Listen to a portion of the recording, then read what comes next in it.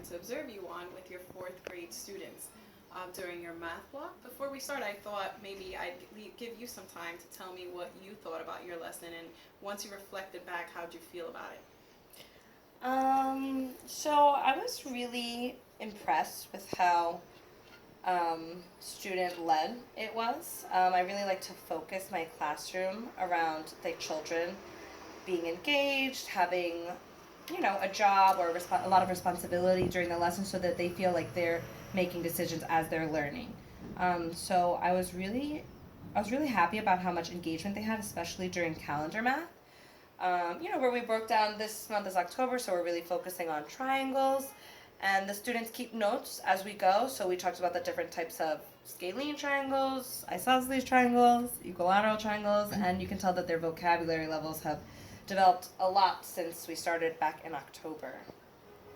I actually want to commend you on your calendar math portion of your lesson, because I did see the kids were very engaged, and you can tell the progression of their knowledge is increasing as you go on. I really enjoyed you connecting the scalene triangle to the scales of a snake, and the kids seem to enjoy that connection, so that's something I'm sure they'll remember years to come. I also noticed that the kids were doing very well with their vocabulary, and I like that you continue to pinpoint your word wall and focus on the word wall. The word is on the word wall, and you've referenced it quite often, and the kids already knew where around the room they can find the different cues or whatever it was that you were trying to get them to say in class. Anything else that you either thought was great about your lesson, or something you would improve on your lesson if you had to do it again? Yeah, I just wanted to add on to what you said about the word wall. So we like to focus a lot on a print-rich environment at our school. So almost anywhere in the room you can find labels and anchor charts that have, instructions, examples. So the kids really use them, and I love when they're, if they forget, it's always up on the wall so that they have somewhere to reference. But other parts of the lesson that I thought went well were the exit tickets all the way at the end, because it proved that they are mastering the skill that we learned for that day. Center work, it was a little bit rushed. I definitely need to work on my pacing, even though we did get to it. And there was differentiated instruction in that case, because I sat with my red group, which is my lower leveled kids, and the higher group, they had done a Poggles game, which is like an online game for that skill that day, and the green group they had done some workbook work. So I thought that was helpful for them. So you mentioned your centers and how you felt that maybe a little bit more time in your centers would have been more beneficial. So is that something that you would change in a future lesson, and how do you think we could work on making sure that you give the students enough time during the centers? So yeah, that's definitely something that I would work on in the future lessons. I mean, I'm only a second year teacher, so I know that pacing and figuring out the do's and don'ts of teaching is something that comes with time and practice. So I'm still working on that. For right now, I have adjusted my lessons in the sense where I time myself on Class Dojo, and I time out how long I want each part of the lesson to go, and when the timer rings, I'll try to wrap it up if we're still going, and if not, then we're right on time and we move on to the next part. So that's something I would like to change for next time.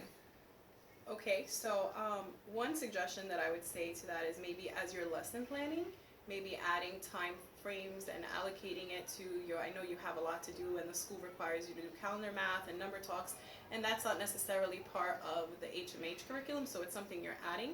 So obviously maybe putting things together so that way you do have enough time for the children-led stations and that portion of the lesson, to make sure that they master the objective would definitely be critical. You also mentioned your exit ticket as a way of checking for understanding.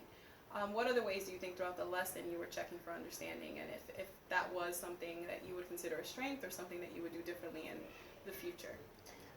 So definitely the exit ticket is one way that I check for understanding. I also do a lot of informal checks for understanding, just by walking around from group to group and conversing with them, seeing what they come up with, and being sure that they're able to explain their answers, and if not, seeing what questions they have maybe their group members couldn't or could help them out with.